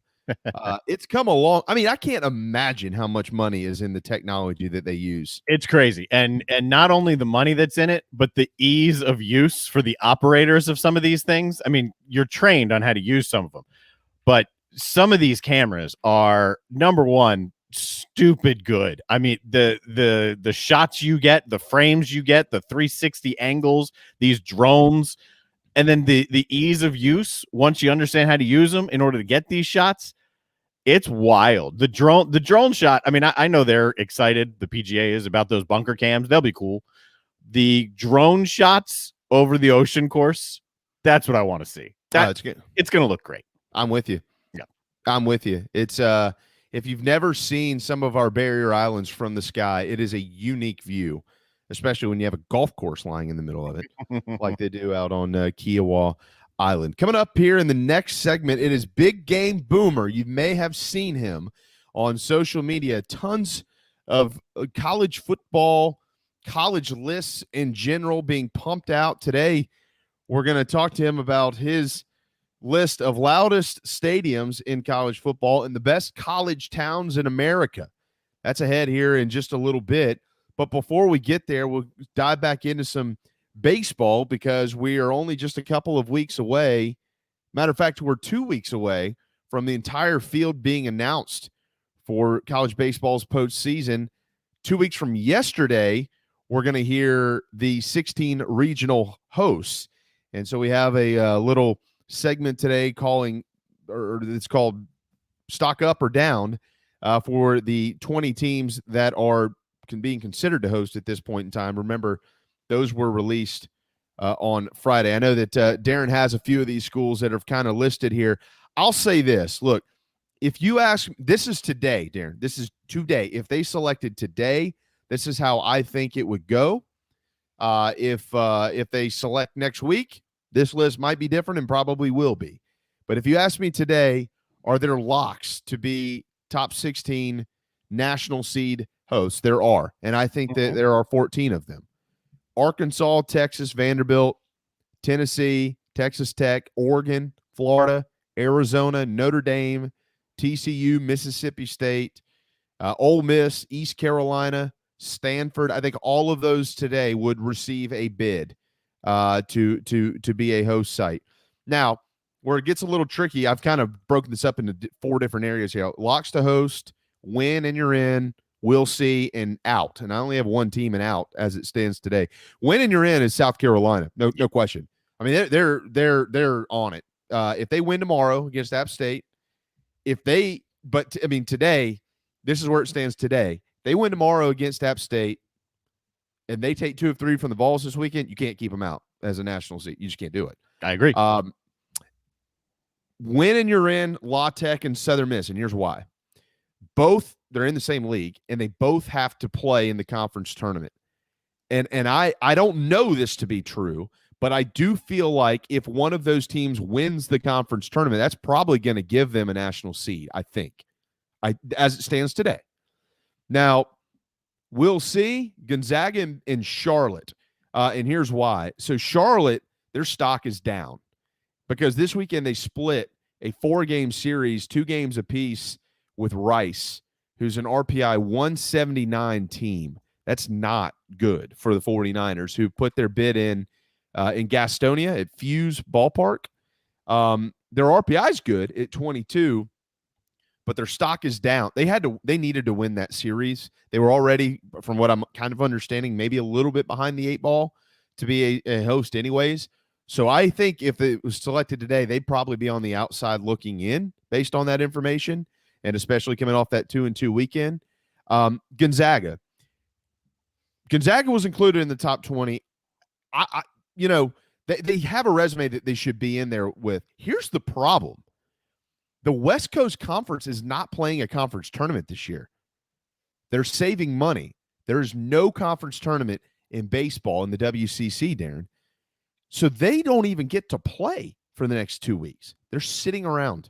Their season is over. They've already completed the regular season. Gonzaga has. So Gonzaga, they're sitting there saying these teams that you're putting out there as winning in, and we'll see. They're just sitting back saying lose. Everyone lose, and let's just firm up our situation because that's the best we can hope for is to sit around and other guys fall the wayside so we get it. Absolutely, and I'm sure that they're looking at some of the programs they've already defeated on their schedule. They've got wins over Pac-12 teams, probably, though, wanting some of those teams to win because it'll sure up an RPI scenario for them, Darren, but they're in a really interesting situation. I don't think that they would be a 16 host today. I think they need some things to really fall in their favor. And then if you ask me who's out, Pittsburgh's out. They're 22-16. They got swept this weekend by NC State. And that, to me, is even another problem. I think the committee screwed up. I think that Florida State and NC State should have been at least had a shot at this because Florida State and NC State, first of all, they still have to play. They play this coming weekend. Florida State's played their way into a great situation here. NC State has played their way into a great situation. What's after that? Oh, I don't know, the ACC tournament. I mean, what if one of these teams, one of them's going to win the series? What if they go on to win the ACC tournament? We're going to literally sit here and say that one of them doesn't deserve maybe a host? I don't. They screwed that up. They could also be looking at it. I had this conversation this weekend too. How many teams they announced 20, right? If they announce 25, are there really 9 teams that are in the discussion of whether or not they can play their way in or out of hosting in the last 2 weeks? I don't know the answer to that, but that seems like a big number because while they announced 20, the process hasn't been, as you've pointed out many times, that much different than it typically is. It's just that we now hear of the 20 sites that are under consideration. They could be looking at it and saying, look, Florida State's resume wasn't good enough to make the top 20, and their series against Clemson and NC State to end the year, neither one of those would do enough to bump them in. And a similar thought with NC State. Maybe. Yeah, possibly. I mean, obviously, I think that's probably what it was. I found a discrepancy this morning that there's nothing we can do about it. And I know that I've maybe been kind of hammering this a little bit more the last couple of weeks, and some people don't agree, and that's fine. I get it. Notre Dame this year, Darren, and I'm not trying to make a case for them not to be a national seed. Don't misunderstand what I'm saying here. Notre Dame is a damn good baseball team. They've played 36 games. I find that a little unfair. When you compare them to their peers in their own league, I mean, you're talking about teams that have played 45 and 40, 45, 50 games. And I know that some, like, you're going to lose some games. Like, I get that. Like Notre Dame, let me pull up their schedule just to make sure that I don't misspeak on this. They lost 4 games this year. They've lost 4 games, but they only have 3 left at Virginia Tech. So, they were going to be anywhere between 5 and 10 games less than everybody else in the country had scheduled. And I don't find that to be fair. Like they didn't even give themselves opportunity to. Well, they could have won, which would be great, or they also could have lost a lot of these games. Whereas, and I'm again, don't take this as a South Carolina sided conversation, but Carolina picked up 3 at Texas at the last minute. And Notre Dame's only played 36 games. So you can't fault them for that, right? I mean, in this COVID era, like you can't. Some teams are going to get more, some teams are going to get less. I have no problem with Notre Dame, even in contention for a top 8, sit with less games because you in this type of year, you play what's in front of you, you play what you can play. I promise you, they would have preferred to play more. It's just how it worked out. Yeah, I think 2 points there, and that's kind of where I was going. I mean, well, I don't think that they're a top 8 national seed anyways. I don't think they should be one, and that's they could have played 3 games. I think there are 8 teams better than Notre Dame. If Florida and Notre Dame played a series today, give me the Gators all day long. But I do what I'm getting at here is the national seeding. To your point, should there have been 20 or should there have been 25? Because there are so many different variables this year, I think there should have been more. Because some teams lost games, some teams couldn't get games scheduled. Notre Dame, obviously, a team that's not playing any game or enough games, in my opinion. You've got Gonzaga is not even able to play in their conference tournament. There are some conference tournaments that have been slimmed down. I mean, the SoCon, the 4 teams are getting in. Mm-hmm. So, I mean, like, I think that, and not that there was a team out of the SoCon that was going to be able to host. I get it. But I do think that there should have been a door left open for more variables in this. I think that, like, I'm battling for NC State and Florida State right here, not for South Carolina. They keep winning. They're going to be in. Yeah. Much to the chagrin of some people, there should not be 7 SEC teams in there. Well, you know what? There might be 7 SEC teams that deserve to be in there. And take away the SEC. What if that was the Pac-12? I don't care. Are they 7 of the top 16? Put them in there. If you got to go out and play out west, that's what you got to do. So that's just kind of the way that it's going to work out. I do think the committee made a mistake. I think they should have extended this. Oklahoma State's even a team that probably could have been – their RPI is not good enough, but they probably could have had a chance to trim that a lot if they went out, which they're winning a lot right now. NC State, Florida State were a couple of the other examples. I don't think anybody else in the SEC, and I don't think anybody in particular in the Big Ten either. But I don't know that it would have been 25, Darren. I think it would have been like 22-ish, maybe 23. But 25 obviously would have been interesting. So stock up, stock down. If you ask me today, I think South Carolina win and they're in. All right, quick timeout. Actually, I blew that off. So we actually have Big Game Boomer with us right now, I believe. Okay. Because there we go. Yeah. See, we're in 2 different spots here, and I was sending JB a message saying, you know what, I'm blowing off the break. I'm calling Boomer right now, and he's probably looking at that message right now. What's up, man? How y'all doing? Happy Monday. Well, all right. So we're good, and you've kind of caught the Twitterverse by storm over the last few weeks, because you have consistently come out with you've caused some chaos, some confusions, you've ruffled some feathers, but literally you're just having a good time with this. All these different lists. We're going to talk about college towns today. We're going to talk about best venues, loudest stadiums to watch football games. You're ranking the top 50 players at position groups. Why are you doing all this? And I just so I really didn't use Twitter until like Thanksgiving this year. I was just kind of on it, and I was kind of commenting on some stuff. And I realized, like, with ESPN, every time I commented on their stuff, my tweets, my responses would just get like blown up. People would just comment. And so I started kind of tweeting myself. And then I got this idea to start doing these lists, because I'm a big college football guy. I just love college football. And they just got just a ton of attention. So I was like, as much fun as I have doing this, I'll just keep doing it. So it's kind of turned into a hobby where every night I kind of put together a couple lists and, tweet them throughout the day. But they sure do get a lot of traction on Twitter. Well, sure. And you've had major voices and faces in the sports world who have been retweeting you and commenting on your list. Who are some of the more notable names in sports that you've heard from? Oh, that's a good question. I mean, I know Herb Street has tweeted at me before. I know Zach Johnson, the golfer, he retweeted one of my tweets. There's just so many of them. Head coaches. Shane Beamer retweeted when I did the best college town in South Carolina. He retweeted that tweet.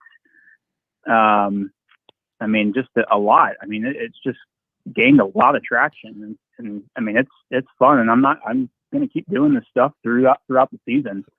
To turn it into like a lot of fun. You can turn it into a full-fledged business. I want to ask you about what makes a college town, because that seems to be the biggest traction with that list, is what makes a college town, right? You've got Clemson and Penn States of the world that is a college campus and a town.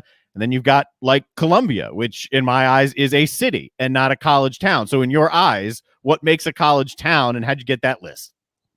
I mean, I think really, and everyone's opinion is different. I think if there's a college in a town, that makes it some sort of a college town. With the Clemson Carolina debate, I went back and forth on that. And, I grew up a Clemson fan. Really? From South Carolina. Yeah. No, hold on. Stop right there. Stop right there. You're from South Carolina and you grew up a Clemson fan. Yes, that is correct. But I Wow. decided to go to OU. So it's funny, my whole life growing up, Clemson wasn't any good with, the Bowden years. And then I decided to go to OU, and then Dabo, gets on this little hot streak. I'm like, what the heck? That is amazing. Can I ask you where you grew up in South Carolina?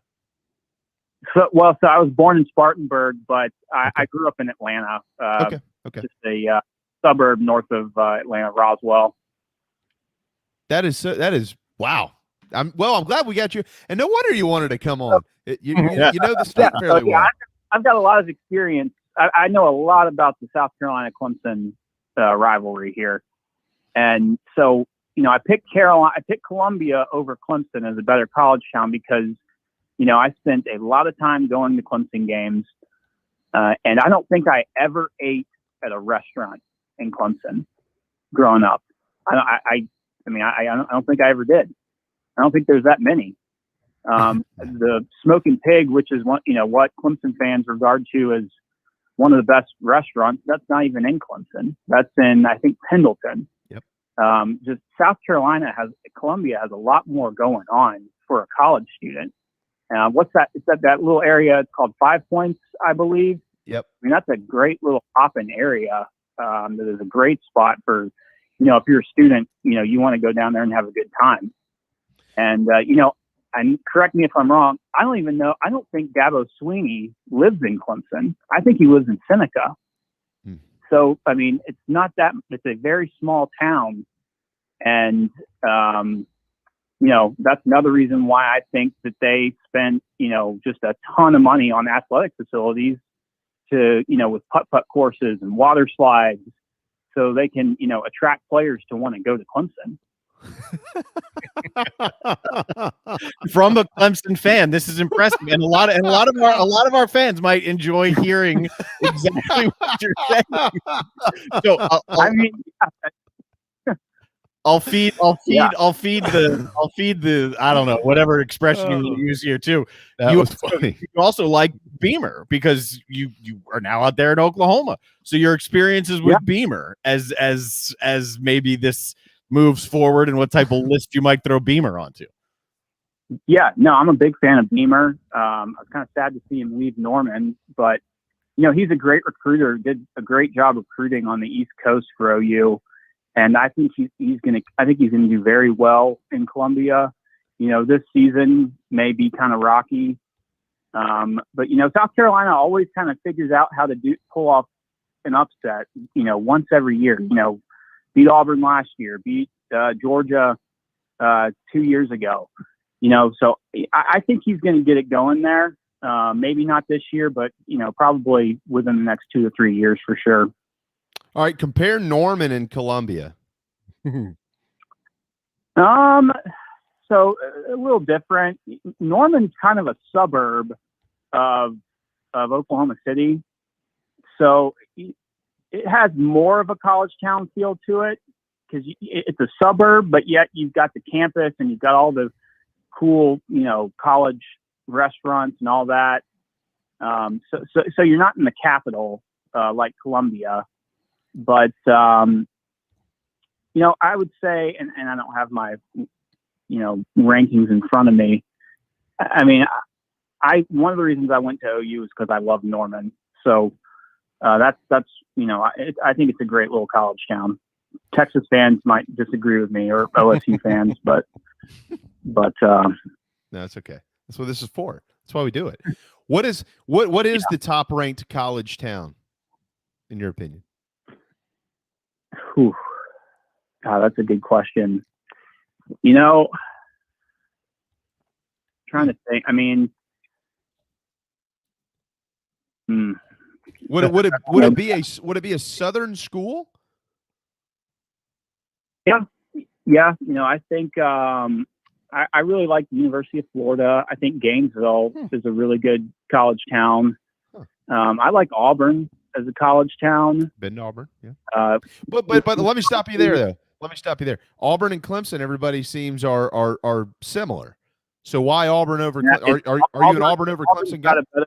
Auburn has a better downtown area. They've got better restaurants. There's hotels in Auburn. I'm pretty sure like whenever like Herb Street and the broadcasting crew comes down to Clemson, that I don't think they stay in Clemson. I think they stay in like Greenville. So Auburn definitely, in my opinion, has a better downtown area compared to Clemson. Yeah, I've been to both. Both. Go ahead. Yeah, they're definitely two similar kind of schools, kind of the ag engineering colleges of the state. So I can see that there's a lot of similarities. Well, so Darren's about to blow all of our minds because he insists that State College, PA is the place to be. It is the only correct answer. Yeah, no, I totally agree with him. Now that I've got a while back, I did best college town rankings. And I had Boulder, Colorado at number 1. That's good too. That's tough to beat. But I had State College at number 2. State College is a great college town. See? Well, now you grew up in South Carolina. You understand that State College is the best, even though you put it number 2. I'll forgive you because Boulder is pretty awesome. So we can make this thing a regular thing. So where did you rank Clemson in South Carolina? So I had Clemson at 34, and then I had South Carolina at 50. But this was, way before I started doing kind of really researching this stuff. So after thinking about it and I put that map together, I decided to put Columbia ahead of Clemson. Just after weighing, I kind of graded it by restaurants, by bar scene, by other stuff to do. Clemson, you've really got like Lake Hartwell, you can go there. So I kind of changed my opinion on the two after I did some more research on it. All right. So Craig says Arizona State or Ole Miss. I've never been to Arizona State, but I have been to Oxford. That is a sight to see on game day. Oxford is a great college town, no doubt. Well, the only thing with Oxford, and we just had this conversation a couple weeks ago because the Gamecocks went down there to play them in baseball. There's nowhere to stay. Ever. Like if you go to Auburn, yeah, that's right. Yeah, or Olive Branch, Mississippi. Like if you go to Auburn, you can stay in Opelika, which is it's like I don't know. It's a decent sized town next to Auburn. There's a lot of hotels there. There is no hotels in Oxford. You have to stay outside of Oxford. Yeah, and that's kind of surprising. I've never been to Oxford, but I know I've got a lot of friends that went there. But it does surprise me they wouldn't have hotels for you to stay in there. Yeah, it's and the ones that they have are boutique and they're very expensive. Adam says College Station is cool. Have you ever been to College Station? Yes, I have. College Station is a good college town for sure. A little outside of Houston. The Dixie Chicken. If he went to A&M, he knows what I'm talking about. That's a good bar. That's right. What's the day job? What's the day job here? And do you have any help putting this stuff together? Yeah, so I'm a finance manager for a construction company, and so it's perfect the time. This is right during my lunch break when you guys asked me to hop on the call. So I put this stuff together, at night. And, it takes 2 to 3 hours at least. And then, just throughout the day, I try to do something in the morning and then I try to tweet something in the evening. Yep. Okay. And, not tweet too much, but, I don't know. It seems to be a good little routine and it's just a lot of fun.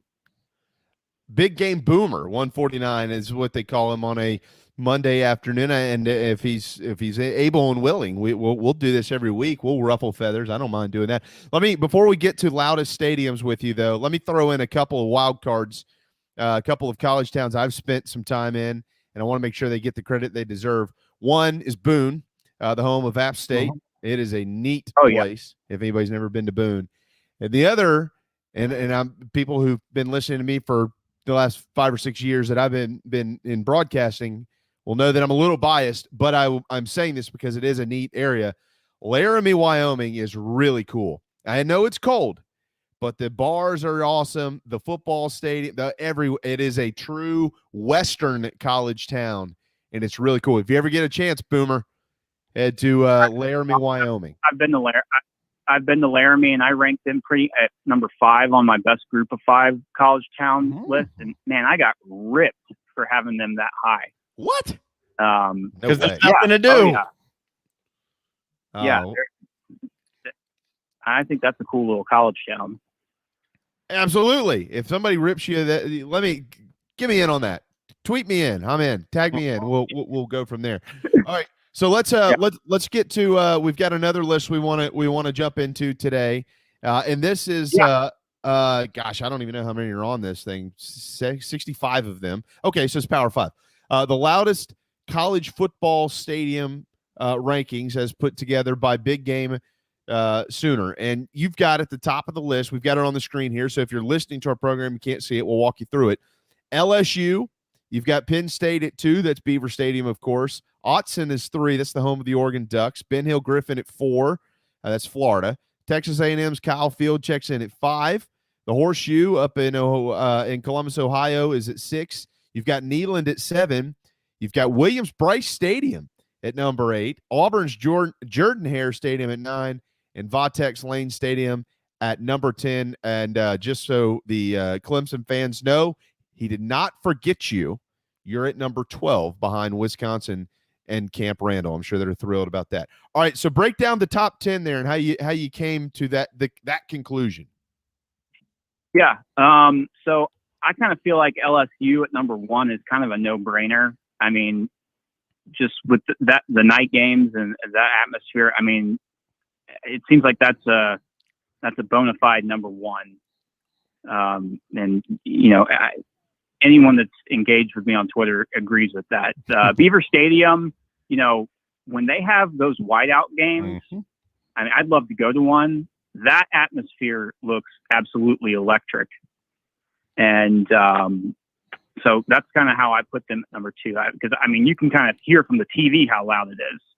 Yeah. Oregon, Autzen Stadium, it only seats about 60,000, but the way that it's kind of built, kind of vertical, and it's closed in, that gets really loud for a game, even though it only has 60,000 people. And the Swamp is definitely one of those that is a loud one. It was kind of a toss up between Florida and A&M, because Dan Mullen last fall, after he lost to A&M, he was saying, well, we lost that game because the crowd was so loud, and we better have fans in the Swamp. And so I almost put Kyle Field above Ben Hill Griffin, the Swamp. So that's my top 5. And then the Horseshoe is very loud. That's a kind of a no-brainer top 10. Neyland Stadium, I don't know if you guys have been there, is even when the Vols are not any good, they pack that thing 100,000 full, and it is loud. Baker Mayfield, when we played there in 2016, he said that's the loudest stadium he's ever played in. So I think it was 2016. Yeah, I've been there. I've been to Neyland a lot, and it's the way that it's built. The sound stays in there in the ballpark, which is really unique. You have some big stadiums and it can escape there. I don't have any problem with the top 10. I looked at this. I started to think about the only one I would question a little bit is Florida. That I might have some differences with you there. I would probably put the Swamp a little. Now, when the place is packed and they're good, Spurrier years, Urban Meyer, a couple games here and there that we've seen over the last few years. Yeah, that place can be raucous, but it can also be, you can also hear crickets in there if they're having a bad night. So I might slide that down a little bit, but outside of that, I'm with you. I of all those ballparks, which one do you want to go see a game in the most that you haven't seen a game in? I'd like to go to either Tiger Stadium or Beaver Stadium. Yeah. Those Beaver Stadium, if it's only going to be a whiteout. I think that would be pretty cool. I don't think OU has any home and home games, but I do know a lot of Auburn fans are excited about going up there early this fall to go to Beaver Stadium. I wonder if that'll be – I doubt that'll be the whiteout. I don't think the game time's been announced. I could be wrong. But generally they end up saving that for a conference game later in the year. But if you have one trip, definitely make it a whiteout trip. I was talking to, I forget his name, a Penn State writer, and he was saying that it'll either be the Auburn game or when they play Michigan later in the year. Yeah. And of course, Michigan could have, I mean, who knows how good they're going to be. They could have 5 or 6 losses by the time, they roll into Happy Valley. Well, and it's funny. Speaking of Michigan, you've got the Big House at 51. You're right on this list. It's not loud. I've been a couple times. Mm-hmm. Yeah. It's one of those. And a lot of it has to do with the way the stadium's built. It's more like a bowl, kind of like the Rose Bowl. But the fans, I mean, you get yelled at for sitting down or for standing up. Mm-hmm. So it's not like a typical college football game in the South. It is more old school. And I've got family members that went there, and they'll tell you, people, but it's not that loud. Nope. I just find that fascinating because I've obviously never been there. But then there's Vaught Hemingway at 48. Ole Miss holds 60,000 people. So there are 40,000 folks less than the Big House, yet it's a louder place. And there's other, I mean, you got Boston College listed ahead of them. There's a bunch of them in there. I also found it interesting. So somebody earlier today, and I know we only have a minute or two left here. Who was this? Somebody tweeted to me earlier today about Arkansas, and I thought this was a very interesting point. I think you retweeted it as well, Darren, because Arkansas, even though they play at Razorback Stadium, once a year they used to play in Little Rock, and when the Gamecocks would go down there, they would play that game in Little Rock for a long time, and whoever that was tweeting to me actually worked for the Carolina football program when Coach Holtz was there. And he was like, dude, they sit like 10 feet from you, and that place will ring in your ears in Little Rock, Arkansas. Really? I wonder if they're still doing that, if they're still playing games down there. Because I know they just made a bunch of renovations to that stadium up in Fayetteville. Yeah, I don't know, but I feel like they just played there maybe a year or two ago. I'll have to go back and look at it. Well, look, man, we'd love to have you back next week and the week after that and the week after that and the week after that because these are fun. And there's literally like 100. You have hundreds of these things, it looks like. Will you keep doing this with us every week? Can we make it more and more entertaining? Yeah, as long as you do it. Yeah, as long as this time every week. Works for me. Perfect. Yeah, we'd love to. I'll throw in a couple of other things to make this thing more fun. We'll get some folks a little riled up over this. I know somebody here's a War Eagle fan, so good for him. He's probably one of the ones that stocked up on all the toilet paper last year when we had the shortage. Look, man, really appreciate it. Really, this is really fun. Darren and I read these lists every day, and we have fun with them, texting back and forth. And we'll refer to you moving forward as Big Game. So we'll talk to you next week, Big Game. All right. Sounds good, guys. Take it easy. Later, man. Thanks, man. All right. Really cool stuff. Finish a Monday afternoon a little loosey-goosey. It has been a lot of fun around here today with Jeff Hartsell, Big Game, Wes Mitchell, and Skylar Meade all joining us on our program. I do want to remind you what today's National Day is on the handy-dandy National Day calendar. If you live with one of these, I feel for you. It is National Pack Rat Day, which drives me insane. Sorry to my wife if she's listening. It's also National. Yeah, I walk around. I'm like, we don't need it. Throw it away. Where'd you get this thing? Why'd you get this thing from someone else's garage? I don't want it. We haven't used it in 10 years. It's also National Idaho Day to shout out to all of our potato friends. And there's National Graduation Tassel Day as well. Most importantly, it's PGA Championship Week. We'll have you covered throughout the week. Can't wait till Thursday and Friday. Scott Glaze, Meredith Taylor. Tomorrow, Mike Morgan with ESPN joins us as he generally does on Tuesdays. Dean Sapikoff, the Post and Courier as well. We got J.C. Sherbert this week. We'll get JC in on some of these lists. Boy, he'll have fun. Yeah, he will. That'll be neat. Really neat.